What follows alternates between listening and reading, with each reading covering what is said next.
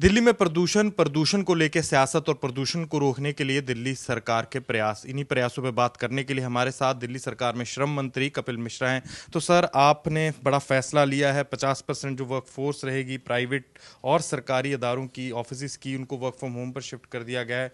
मजदूरों को भी बड़ा तोहफा दिया गया है। क्या क्या सर स्टेप्स उठाए गए हैं? देखिए, दो बड़े निर्णय दिल्ली सरकार के लेबर मिनिस्ट्री ने किए हैं। और पहला निर्णय है दिल्ली के मजदूरों के लिए।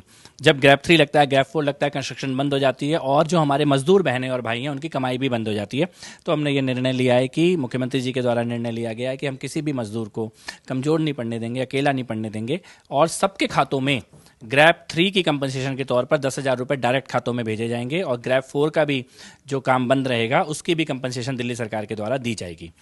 दूसरा निर्णय जो हमने बड़ा लिया है वो मैंडेटरी वर्क फ्रॉम होम का है। दिल्ली के सभी सरकारी और प्राइवेट सभी संस्थानों को ये हम लोग निर्देश जारी कर रहे हैं कि कल सुबह से मैक्सिमम अटेंडेंस आपके दफ्तरों में केवल 50% होनी चाहिए। 50% से ज़्यादा अटेंडेंस की अनुमति नहीं है। बाकी लोगों को आप वर्क फ्रॉम होम के तहत काम कराएं और इसके साथ साथ कारपूलिंग को बढ़ावा दें, ऑफिस के टाइम को अलग अलग हिस्सों में बांटने की कोशिश करें। और ये जो समस्या है दिल्ली के पॉल्यूशन की, इसको मिलजुल कर, हम सभी लोग मिलजुल कर इसको सामना करेंगे, इसको ठीक करेंगे।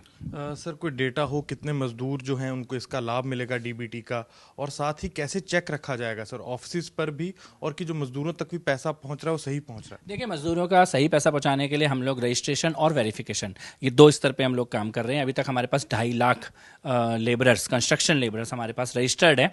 और जैसे जैसे वेरिफिकेशन होता जा रहा है, लेबर डिपार्टमेंट की टीम हर रोज़ वेरीफाई कर रही है। वेरीफाई करते जाएंगे, किस कॉन्ट्रैक्टर के यहाँ काम किया था, कहाँ पे ड्यूटी पे थे, कहाँ पे काम बंद हुआ है, वो वेरीफाई करेंगे और खाते में पैसा भेजेंगे। ये प्रक्रिया हमारी चल रही है।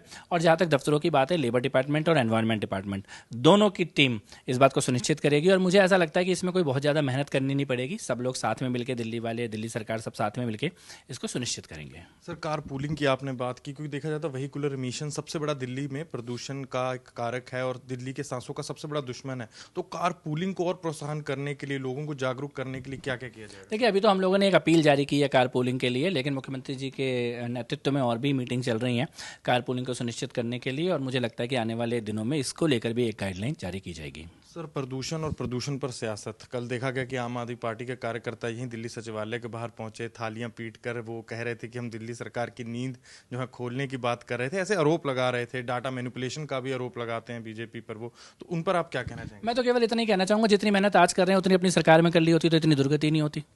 आज जो उनके लोग हैं, केजरीवाल हो या केजरीवाल के लोग हों, आज सचिवालय आ रहे हैं, अपनी सरकार में सचिवालय ही नहीं आते थे, ये दफ्तर में ताले लगे हुए थे।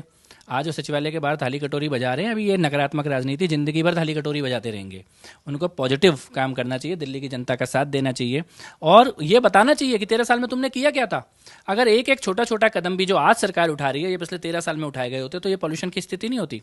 दिल्ली का अपराधी केजरीवाल है, केजरीवाल के लोग हैं। और आज जो स्थिति है, टूटी सड़कें 5 महीने में नहीं टूटी, ये जो डस्ट फैली हुई है, जो पेड़ नहीं है, जो फुटपाथ खराब है, ये 5 महीने में थोड़ी खराब है। ये तो लीगेसी है। केजरीवाल छोड़ के ये गए, बाकी तो लूट के भाग गए। जो छोड़ के गए थे उसको हम ठीक करने का काम कर रहे हैं। इसमें भी अगर वो नेगेटिव पॉलिटिक्स करेंगे, मुझे लगता है कि जब वो दिल्ली में थे तब वो पंजाब को गाली देते थे, आज पंजाब में बैठ के दिल्ली को गाली दे रहे हैं। दिल्ली की जनता इसको देख रही है।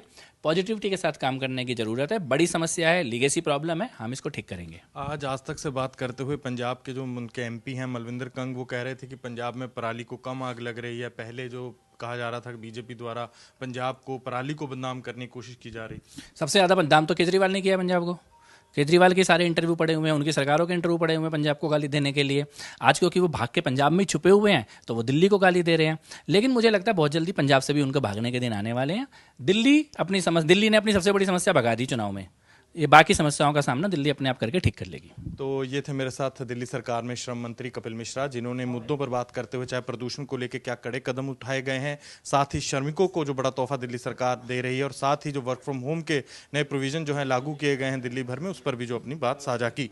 कैमरामैन प्रेमचंद मिश्रा के साथ अनमोल बाली की दिल्ली से रिपोर्ट।